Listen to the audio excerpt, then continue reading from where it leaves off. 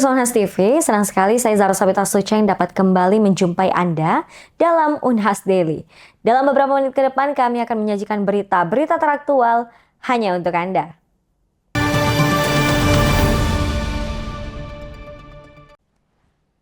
Pemirsa, Rektor Universitas Insan Cita Indonesia memberikan kuliah umum di Universitas Hasanuddin Makassar. Dalam kuliah umum tersebut terungkap pentingnya digitalisasi pendidikan, ekonomi hijau, dan penguatan budaya digital dalam menghadapi transformasi global. Perilakunya itu 6 semester. Rektor Universitas Insan Cita Indonesia, Profesor Dr. Laude Masihu Kamaluddin, MSc.MN, membawakan kuliah umum bertema AI, Green Economy and Sustainability. Kuliah umum ini digelar di Arsyad Rashid Leisure Theater Unhas, Kamis 24 April 2025. Rektor Universitas Hasanuddin, Profesor Dr. Insinyur Chamaluddin Chompa MSc, menyambut baik kolaborasi antara Unhas bersama Universitas Insan Cita Indonesia, terutama dalam transformasi digital pendidikan. Menurut Prof. JJ, sapaan akrabnya, meski baru berjalan 3 tahun, namun kolaborasi itu akan saling memperkuat, saling membantu, yang bukan hanya dalam konteks studi digital, platform pendidikan, tetapi juga proyek pengembangan digital. Assalamualaikum warahmatullahi wabarakatuh. Hari ini saya bersama dengan Rektor Universitas UICI, Prof. Laude Kamaluddin yang sangat terkenal ini berkenan hadir bersama kita memberikan kuliah umum sharing berbagai macam pengalaman dan juga pandangan tentang bagaimana universitas masa depan yang telah berjalan di UICI selama ini walaupun usianya baru 3 tahun. Alhamdulillah tanda tangan MOU antara Unhas dengan UICI sudah selesai. Sisa kita mulai bergerak menuju bagaimana kolaborasi, Prof, ya, sehingga saling memperkuat ke depan untuk tumbuh bersama. Kelebihan-kelebihan yang sudah berkembang di UICI kita akan adopsi, dan juga apa yang bisa Unhas kontribusi untuk UICI kita insya Allah akan saling memperkuat, saling membantu. Bukan hanya dalam konteks tadi digital platform untuk pendidikan, tapi juga proyek-proyek pengembangan yang berbasis digital, bahkan termasuk low carbon development yang menggunakan sistem digital. Saya kira ini suatu hal yang luar biasa, implementasi aplikasi AI di seluruh level, seluruh aspek ini kemudian menjadi bagian dari penyemangat kita untuk tetap menjadi pemain, bukan hanya penonton, untuk menjadi trendsetter, bukan hanya follower. Dan UICI dan Unhas bersama, saya kira kekuatan ini bisa menjadi salah satu yang bisa berkontribusi untuk bangsa. Sementara Rektor UICI, Profesor Dr. Laude Masihu Kamaluddin MSc.MN, menegaskan pentingnya kampus bergerak ke arah digitalisasi, termasuk pengembangan artificial intelligence, blockchain, dan cyber security. Ini menurutnya penting lantaran universitas bertanggung jawab membangun dan menghubungkan masyarakat di pedesaan, pulau-pulau kecil dengan sentuhan digital. Saya terima kasih saya diterima oleh Pak Rektor Unhas sebagai universitas menjadi backbone Indonesia Timur. Jadi kami tadi sepakat bahwa Unhas secara bertahap akan bergerak juga ke arah digitalisasi dengan pemanfaatkan artificial intelligence, kemudian blockchain, kemudian juga dikembangkan dengan cyber security-nya, sehingga kemudian kampus ini menjadi pendorong utama kemajuan Indonesia Timur khususnya di dunia maritimnya. Dan ini menjadi sangat penting karena Indonesia Timur ini sangat diperlukan sentuhan-sentuhan digitalnya, terutama kepada masyarakatnya di pedesaan, di pulau-pulau yang kecil, itu harus menjadi tanggung jawab universitas, termasuk membangunkan infrastruktur telekomunikasinya, karena kami di UICI melakukan itu juga, bukan hal yang mustahil, dan itu bagian dari pengabdian masyarakat, penelitian, dan kemudian pendidikan. Tridharma itu menjadi satu kesatuan, tidak terpisah-pisah.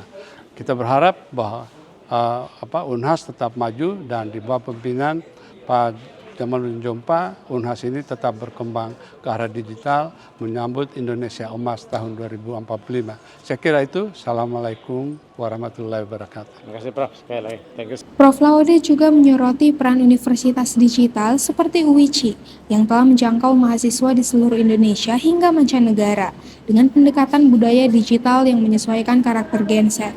Kegiatan dikemas dengan sesi tanya-jawab interaktif dan ditutup dengan penyerahan cenderamata oleh Rektor Unhas kepada Rektor UICI. Fedi Septiani Semual, Unhas TV. Pemirsa, Forum Silaturahmi Studi Ekonomi Islam FOSEI Sulsel Bartra dan Maluku mengajak perempuan muda untuk berinvestasi. Mereka menggelar talk show investasi syariah hingga beauty demo yang menyasar mahasiswa Universitas Hasanuddin. Berikut liputannya untuk Anda. Sifat transaksinya gimana gitu ya? Sebenarnya Forum Silaturahim Studi Ekonomi Islam atau FOSEI Sulawesi Selatan, Sulawesi Barat, Sulawesi Utara, dan Maluku menggelar kegiatan pra-event Her Share Brain, Beauty and Wealthy, Kamis 24 April 2025 di studio utama Unhas TV. Kegiatan ini mengangkat tema Young Woman Syariah Investor sebagai kolaborasi antara IDX Bursa Efek Indonesia, Wardah, Mandiri Sekuritas, dan FOSEI Sulsel Bartra dan Maluku sendiri. Koordinator Regional FOSEI Sulsel Bartra dan Maluku Dini Fadila menyebut jika kegiatan ini merupakan agenda tahunan IDX Bursa Efek Indonesia yang tahun ini diselenggarakan di Makassar.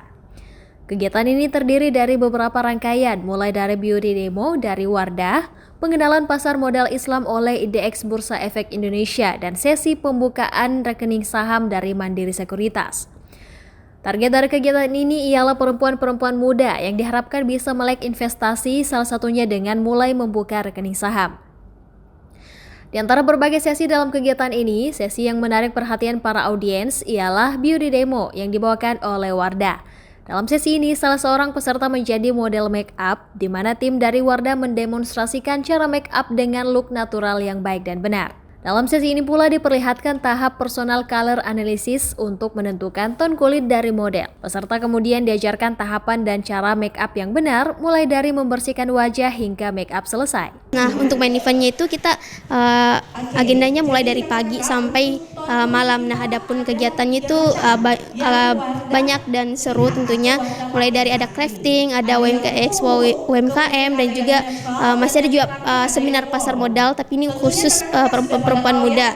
Dan juga ada pasar modal untuk ibu-ibu muda itu kan mereka ibu-ibu muda itu pasti cara mengelola keuangannya itu udah tahu lah gitu ya Kak. Jadi kita buka kesempatan untuk mereka bagaimana sih jika ibu muda ini melakukan investasi gitu Mbak.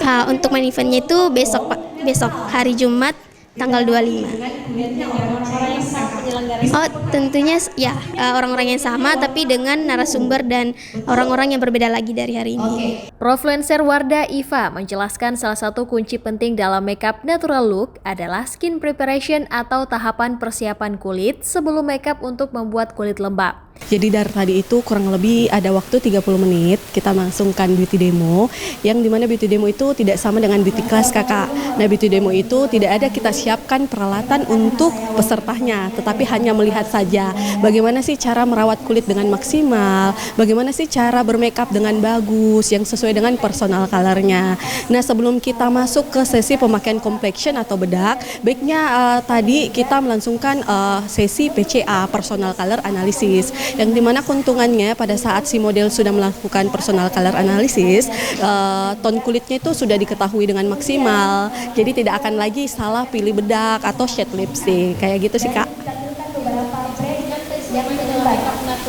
Makeup natural look. Oke, jadi untuk makeup natural look sendiri, kuncinya yang pertama skin prep-nya harus maksimal, sudah diinfo juga tadi.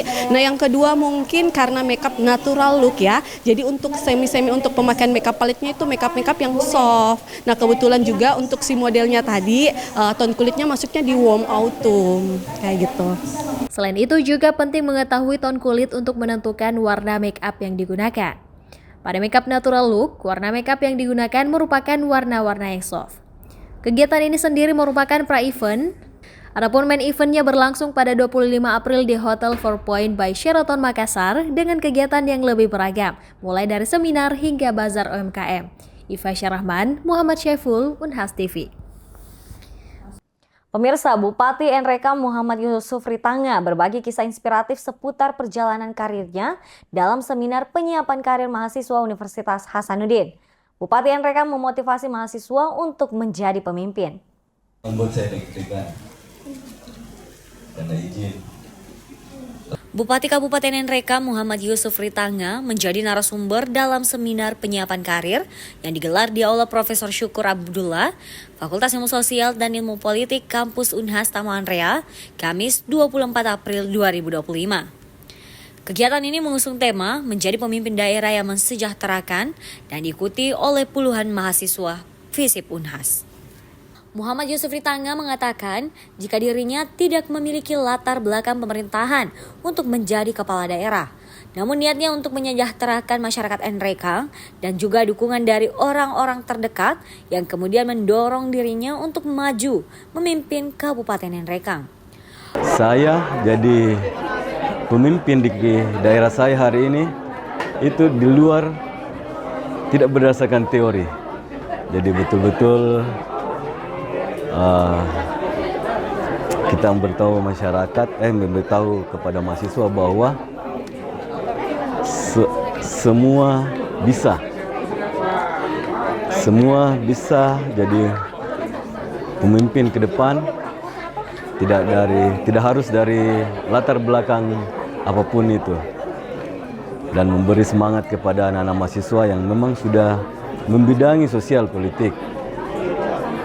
Jangankan orang lain yang tidak berada di bidang ini bisa jadi pemimpin, sedangkan kita yang sudah sekolah di sini di bidang ini, kenapa tidak bisa? Ya itulah mungkin intinya. Oke, boleh satu lagi Pak. Tadi ada yang sempat disampaikan menarik menurut saya bahwa yang pertama dilakukan Bapak adalah ketika menjabat sebagai Bupati NRK adalah membenahi struktur birokrasi yang ada di Kabupaten NRK. Itu sebenarnya ada apa sih dalam struktur birokrasi dan pembenahan seperti apa yang Bapak lakukan di dalam? Yang pertama, saya lihat Kabupaten NRK memang lagi defisit di segala hal. Kabupaten NRK yang menurut penglihatan saya itu selain defisit anggaran, dia juga defisit kedisiplinan dan defisit semangat kerja. Muhammad Yusuf Ritanga menambahkan awal dirinya menjabat sebagai Bupati NRK, hal pertama yang ia lakukan adalah membenahi struktur birokrasi agar kedepannya dapat tercipta pelayanan yang lebih baik bagi masyarakat NRK. Sementara Dekan Fakultas Ilmu Sosial dan Ilmu Politik Universitas Hasanuddin, Profesor Dr. Pil Sukri SIP MSI, berjanji jika kedepannya FISIP akan rutin melaksanakan program seminar penyiapan karir untuk memberikan gambaran kepada mahasiswa terkait dunia setelah nantinya keluar dari kampus. Dengan kegiatan seminar yang bakal dilaksanakan setiap 2 bulan sekali dan menghadirkan pembicara-pembicara hebat seperti para politisi atau pemimpin yang tengah menjabat. Zahra Sabita Suceng, Rizka Fraja, Unhas TV. Memiliki kesamaan visi berkeindonesiaan, Universitas Semarang resmi menjalin kerjasama dengan Universitas Gunadarma. Kerjasama ini diharapkan dapat menjadi tonggak awal dalam menciptakan kecerdasan pada generasi muda menuju kemajuan Indonesia.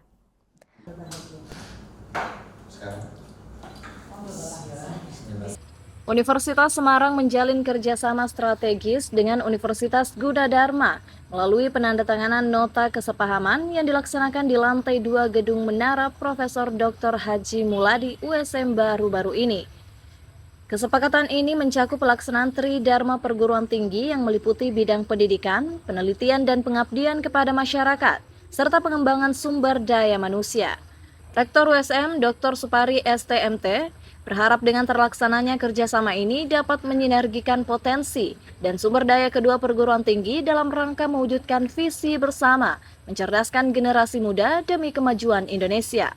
Ada penandatanganan MOU kerjasama antara Universitas Semarang dengan Universitas Gunadarma untuk saling